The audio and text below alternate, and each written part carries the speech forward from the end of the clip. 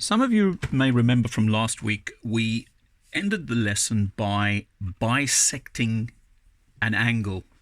Bisecting an angle. Bisect means to cut in half, to cut into two pieces. In this instance, we've got an angle MNO, which is 60 degrees. And we need to bisect this angle, cut it in half. Now, please don't think you can just do it by measuring with your ruler. You're definitely going to be using your trusted set of compasses. So, how do we bisect an angle? Right. Make sure you have a compass that is pretty firm. It doesn't move around too much. Okay, a sharp pencil. Line the sharp point up with the pencil point. Open it up to any distance, but you don't have to have it like too wide. Let's just take it more or less there. Okay. And we put the sharp point on N, and we're going to draw an arc that cuts M, and we're going to put an arc over there. Now you can go all the way through, it doesn't matter, but in this instance I've just drawn two arcs. Okay, let's be clear about that. The sharp point, okay, and then the two arcs. Then we move on to where that arc cuts the line, and we draw another arc. Okay, and then we go to this and draw an arc. Okay, so summing up quickly, arc from there on each line, an arc from there, and an arc from there. Okay, so then where those two meet and at N, very neatly, we are going to draw a line. And that is the bisecting line that has cut this angle into two. Now remember, with all constructions, do not rub out your construction lines. The examiner will want to see where you've taken your measurements from, okay, or how you've done them. So that is basically how you bisect an angle. Let's go a little bit further. Now we come to a word that basically just means draw. Okay, to scribe, scribing, a hexagon within a circle. Now we've done polygons already, so you know that a hexagon has got 6 sides. Okay, so what they want us to basically do is draw a hexagon within a circle. Now they haven't given us any measurements, so that means we can take any distance we would like to. Okay, let's dig the point in a little bit. And the first thing you do is you draw a circle. Okay, make sure it meets up. Okay, don't go over too many times. And there you go. There you've got your circle. Make sure you remember where the point is. And let's have a starting point over here. Okay, so let's take that as our starting point. Now we've put the sharp point there. And all you're going to do now is go around the circle, drawing little arcs. There's your first arc.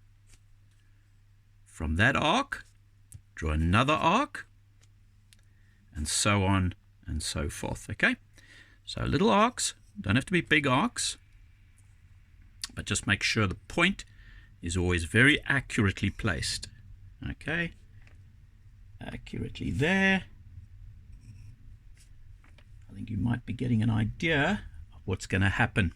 Okay, so there we've got a whole lot of arcs drawn on the circle, which now means we should have 6. Let's just join them up. Let's join them up and see if we get what we set out to do, drawing a hexagon within a circle. Okay. Looking good so far. Okay. Remember, with this one, we've got quite a few construction lines. We don't rub them out. Leave them there, nice and neatly.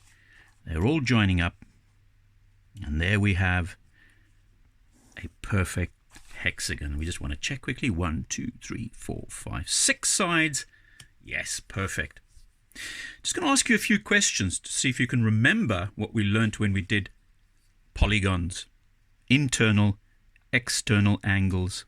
I'm just going to extend this line. And I'm going to ask you a question. Think anybody knows what the value of one of those external angles will be? One of those external angles of a hexagon. Right, let's see. First of all, we know that all exterior angles add up to 360 degrees. Correct. How many sides do we have? How many sides and angles do we have? We have 6. So we are going to divide 360 by 6. And we're going to get 60 degrees. So each one of these exterior angles will be 60 degrees, which then means the interior will be 120. I wonder if you can remember the formula for working the sum total of all the interior angles. Did you remember that it was n minus 2 and then multiply by 180 degrees, and you would have got your answer for the sum total of the interior angles of a hexagon. But that wasn't quite the question. The question just said, draw or scribe a hexagon within a circle. Okay. Let's move on. Let's move on. Now, I've tried to find a magazine. I tried to find a magazine, a rugby magazine, with rugby posts in it. And can you believe it? There was not one picture of rugby posts in this magazine, because all I wanted to illustrate to you was the word perpendicular. So what does the word perpendicular mean? There's the clue, straight line, and a straight line. That angle, where this line joins that line, is 90 degrees. So we speak about that line being perpendicular to that line over there. So if we were looking at an exam question and they gave you a drawing like this and they said to you, BC is perpendicular to which line? Please don't get confused with the word parallel now, because if it was parallel, it would be that one. But perpendicular, because it meets at 90 degrees, it is DC. Okay, the answer would be DC or CD. Doesn't matter which way around you put it. Okay, so BC is perpendicular to CD. Now, perpendicular, the word perpendicular comes into the next question. They give you a straight line, line BC, sometimes written like that. Okay, doesn't matter what the measurement is, and they say to you, bisect that line. In other words, what you are doing is you are cutting it in half. You're cutting it in 2. And yes, you're right, you're going to use your set of compasses for this. And again, I want you to make a measurement that's more when you're dropping a perpendicular. It's also referred to as dropping a perpendicular. Please make sure that when you do it, it is your measurement for your set of compasses is more than half. If it's less than half, obviously, if I'm drawing arcs, they're never going to meet. So just over half, or doesn't matter where, but as long as it's over a half, okay? Hold it properly, and all you're going to do is, watch, you're going to draw. You don't have to draw it the whole way around again, but sometimes it is better that you do. So we've started at B, and now we're going to move on to C. Okay, here we go. Here we go. And there we are. We have 2 areas where they meet. And yes, the perpendicular line join the dots. Okay, or just extend it, it doesn't matter. Just like that. And that will be 90 degrees. Now again, as I said previously, you must leave all your construction lines, because the examiner will want to see that you've actually used the correct equipment, your set of compasses, to be able to drop this perpendicular. Okay, So that is important. Do not rub out construction lines. So there we go. Perpendicular bisector. Now the last question normally posed. Let's take this as being a courtyard or a garden, your backyard. Okay. A, B, C, D being the backyard. And the instruction is find the lost treasure. Find the lost treasure. It's going to be somewhere in this yard. But before you do that, question 1, bisect line AB. Now, does it matter that it's lying at that angle? Whereas the previous one we did was on a straight line. Well, that's also still a straight line. It doesn't matter. Same principle applies. Take your set of compasses, just over half, or a little bit more than half. Let's do what we did previously. Okay, draw the arc, go to B. Oops, got to be accurate here. And there we go. Okay, again, we have 2 points meeting, 2 arcs meeting.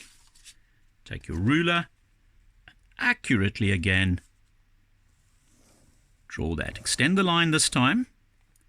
Extend the line because we've got another question coming up. And I've covered this up, but I'll uncover it. Question 2 now says, you've lost your treasure. It lies somewhere in this yard. It's on this line that you have now bisected AB. You've bisected AB. It's going to be on this line somewhere and equidistant. Equi meaning equal. So equal distance from AD, okay, and from CD or DC. An equal distance from them. It's going to be somewhere here on this line. So how are we going to do that? How are we going to do that? Well, what are we doing? We have 3 angles here, don't we? We have A, D, C. And what was the first thing we did? What was the first thing we did? We bisected an angle. And that's exactly what you're going to do. Because no matter where you go from A or C, whatever line you have drawn in there, it'll be an equal distance. Okay? Equidistant. Right, so let's have a look. What did we do to bisect this angle? Okay, all right, we drew an arc there, and we drew an arc there. Remember, you can draw a full arc, but let's just stick to a little arc there and a little arc on that line. And then we went where? Yes, we put our sharp point there where the arc met AD, and we drew another arc there, and we went to where that cut DC. Okay, and we drew an arc. And now from point D to there, join that. And voila! Where these 2 meet, that's where the lost treasure is. Okay? So you first bisected line AB. And then because, doesn't matter where we draw the line there or there, the distance from there to there and there to there will be equidistant. So that's what they're basically saying here. The lost treasure lies somewhere on the line bisecting AB and equidistant from AD and DC. So we bisected this angle, and where it joined up with that line, that's where the lost treasure lies.